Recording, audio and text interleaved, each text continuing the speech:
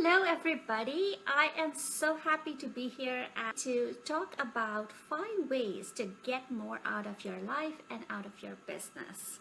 And this is a health and well-being related topic, so I encourage you to join in and join the conversation here. So a little bit about myself. I am Tanuja Dabir. I'm a registered holistic nutritionist and a digestion whiz, and I help people who are done feeling crappy take their lives back.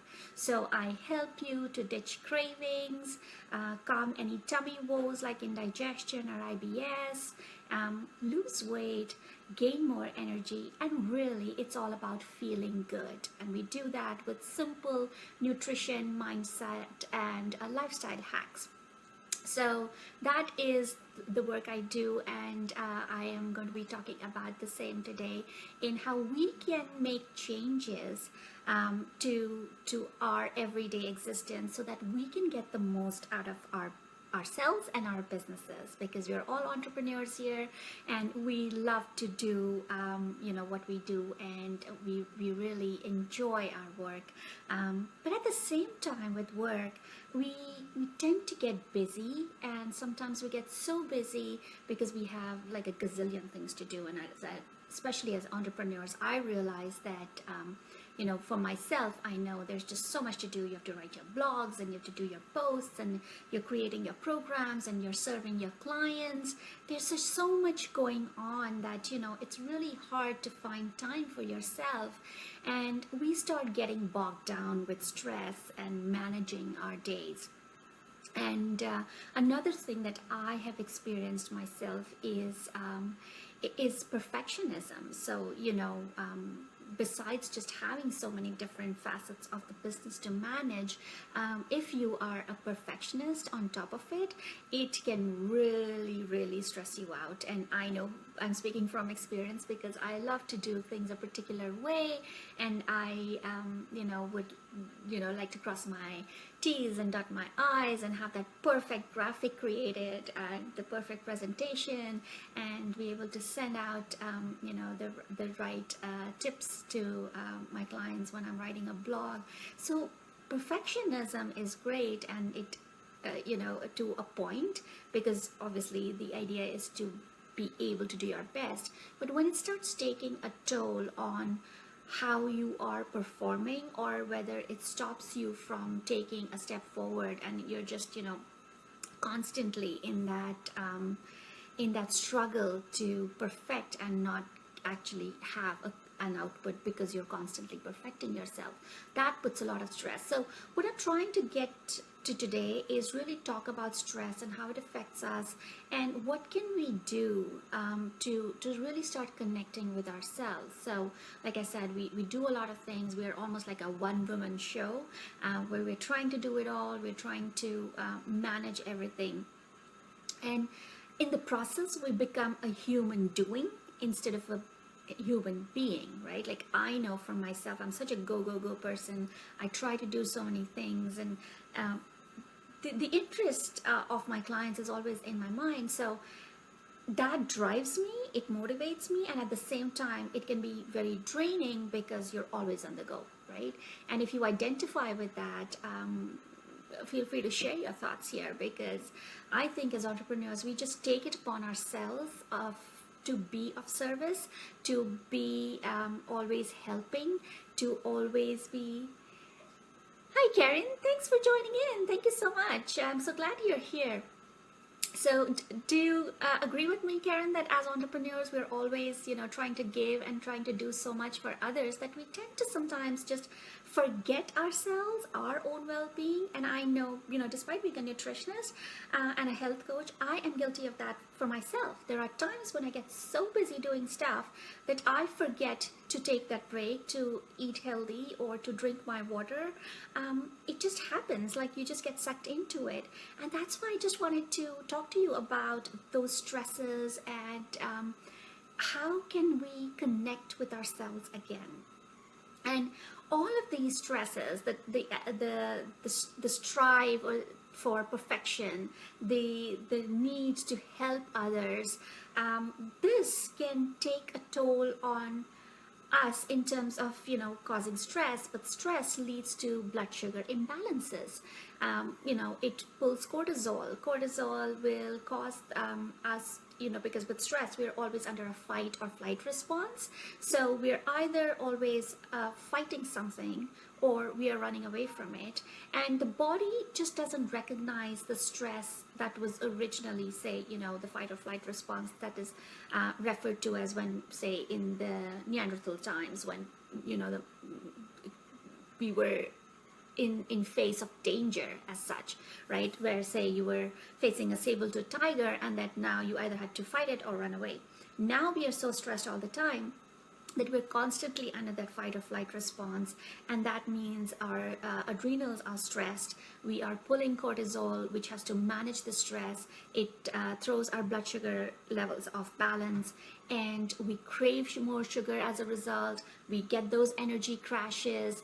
We are constantly tired, and at the same time maybe even putting on weight, because that's what cortisol will do to you. It is a fat storing hormone, and it will cause, it's a vicious cycle where you're just either craving, putting on weight, eating crappy, lack of energy. You get that sugar boost, you go for that can of soda or a cookie, and it's just a vicious cycle. So you really want to stop and ask yourself, are you in a position where you're stressing yourself out so much that you're putting yourself in a place of jeopardy? Are you giving too much? And I know it's so easy to give too much, but really you have to pull yourself back. And like I said, I'm so guilty of this many times. Like, I know my other colleagues and friends have to remind me, take a break. You're going, go, take a break, step back, right? So that's what I wanted to touch upon today. And some of the tips I have, the first thing that I wanted to cover was actually, one, to step back, evaluate where you are, where you want to be, and how are you feeling right now? How is your body feeling? So really, the first step is to tune in. It is about going within, asking yourself, what do I need right now? What does my body need? What does my mind need? And sometimes your body just needs rest. It needs a break. It needs to go for a walk. It needs to maybe drink some water. It needs to maybe listen to some music. So your body always tells you what you need, right? It's just that we stop listening because we are so busy doing other things. So you want to tune in, you want to listen to what your body is saying. I would suggest, take a break of 5 minutes, maybe 3 or 4 or 5 times a day. And you need that break because, say, you've been on the email, sitting there for 1 hour, 1.5 hours, answering emails, sending out protocols, or helping your clients with your emails, customer service stuff. Take a break after that, right? Go, if you're working from home, like I do, I have got a home office. Just go to the kitchen, have a glass of water, or go walk in your backyard for 5 minutes, breathe in the fresh air, or do something else. Like, I'll sometimes just go and fix myself a quick snack, and it's just a little break. You need that break, and do that several times a day, because you can, just like we literally schedule our work, that I'm going to check my emails, I'm going to do this today, and I'm going to be on the call with my clients, or I'm going to be researching stuff for my next blog post or article. Between those chunks, you need to take a 5-minute break and just rejuvenate yourself. So instead of just going from one task to another, when that one task is finished, just take that break. The second thing I wanted to address today is really understanding what fuels you. What is it that makes you tick? What floats your boat? Now, it could be several things. For me, it's, and I'm not talking work-wise, right? Like outside of work. What are the foods that you eat that fuel you? Like, I know I always feel fresh and energized when I eat fruits. Like, I love fruits. So for me, if I have, say, some berries or an apple or even a banana, that just fuels me. Sometimes I know I'm in the mood for vegetables, but then I like to kind of say have my carrots with hummus, and that instantly energizes me. Water is a big thing for me. Like that energizes me instantly, right? And I know sometimes I get so busy that I forget to drink water. In fact, I have a glass right here next to me, and I've started keeping this here because every time I'm like, I'm starting to feel drained, I quickly have some water, and that instantly freshens me up. So food wise, what are the foods? Make maybe a list, sit down, one evening and figure out, or when you're taking that little break, maybe figure out what are the foods that energize you and what are the foods that pull you down. Now I know for myself, if I eat too many packaged or processed stuff, which I do eat it, just because I'm a nutritionist doesn't mean that I don't touch all of that.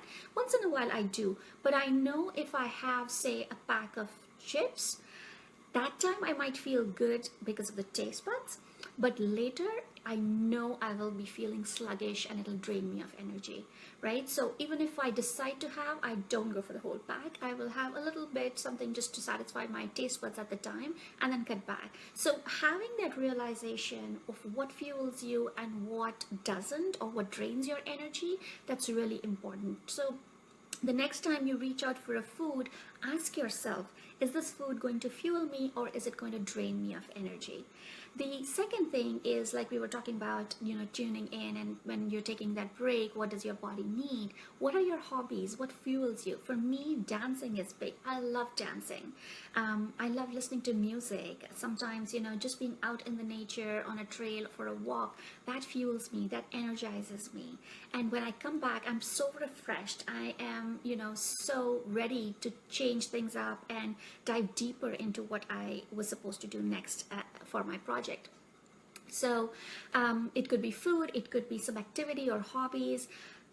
Recently I've started journaling and meditating, and with my monkey mind, I know it's very hard for me to meditate, but I've tried to incorporate it more and more. Every day I make it a point to set some time aside for journaling and meditating, especially before bed, because then I'm doing a mind dump of my thoughts, of ideas, of feelings, and that way I'm also letting go of those draining energies, and that way I know it's all gone and dealt with. It's not brewing in my mind over and over, and I can go to bed peacefully. Because if I don't do that, then that thing will be brewing in my brain, and probably it'll affect my sleep, or the next morning I will feel that I still have so much that I should have done, which I haven't. But once I've brain dumped it, I know I have it on my on a pen and paper ready, right? It's there for me to look at next day and take action upon if I needed to take action, or if I just needed to get rid of those thoughts and beliefs, and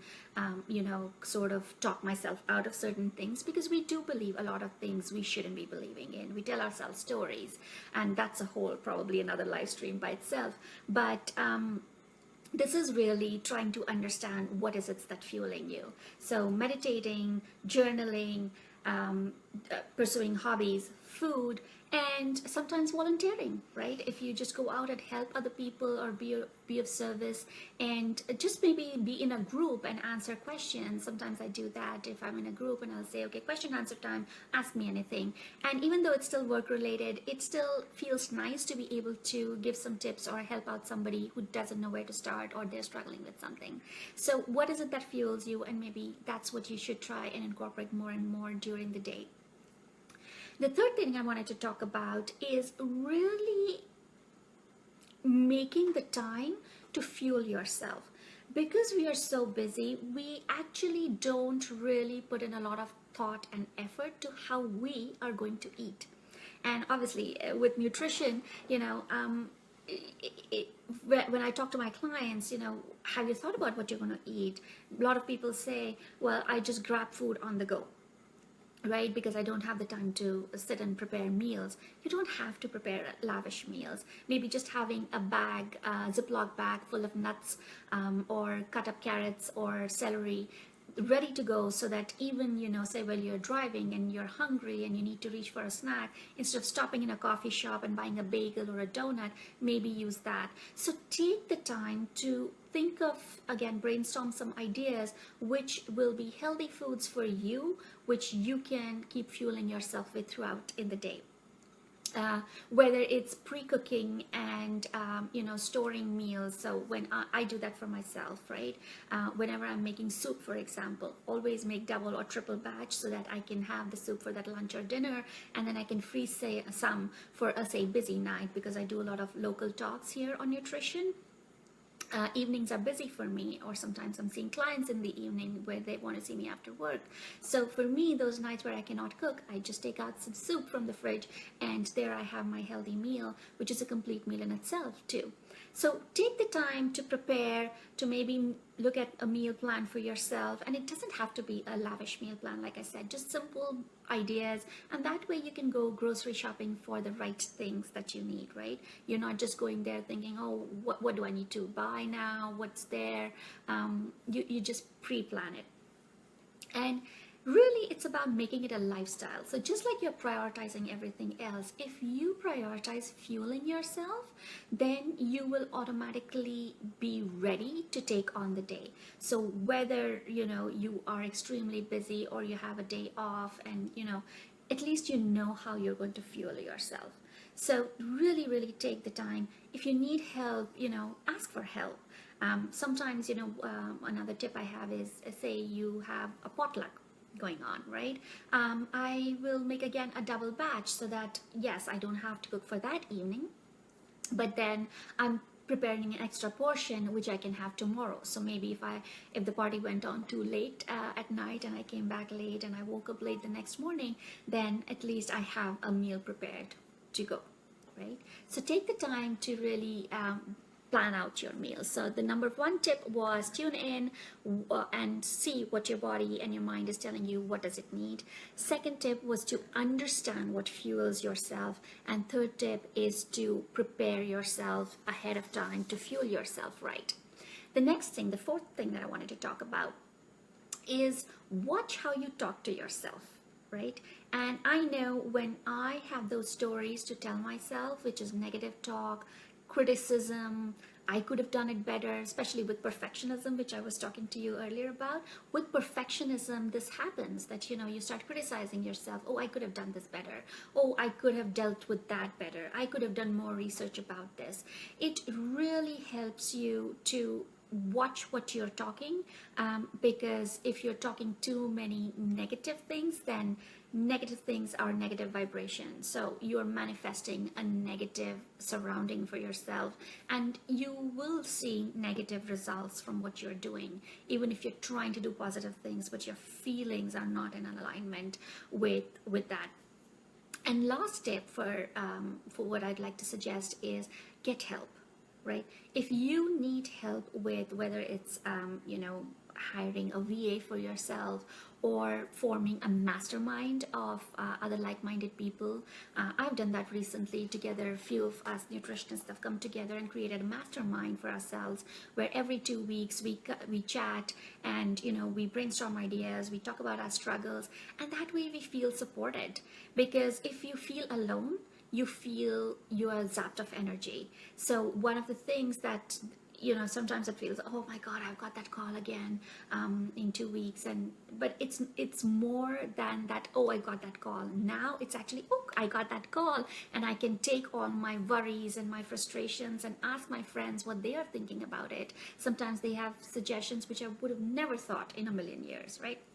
So create a support group, get the help that you need, whether it's through Facebook groups like this, where you share your ideas, or you create your own masterminds, or you get a VA, or you work with a professional, whether it's a coach or a nutritionist, where you get the tools to start doing what you need to do.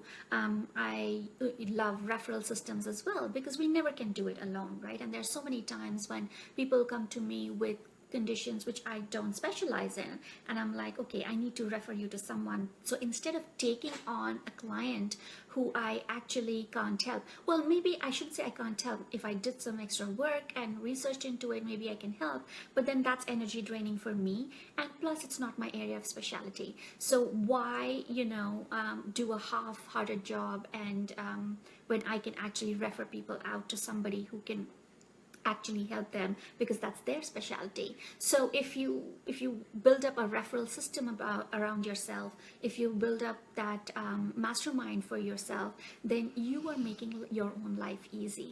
So these were some of the tips I wanted to go over. And being in practice, being an entrepreneur, I'm learning more and more of this.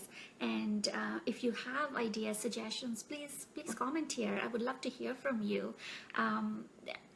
It's just about supporting each other, growing with each other, and making each other feel comfortable that they are not alone. So I really enjoyed my live stream today. If you have any questions, please post them. Even after the live stream, I will come back and answer those, or love to interact and see what your thoughts are. So, I'd love to stay connected, and have a wonderful day.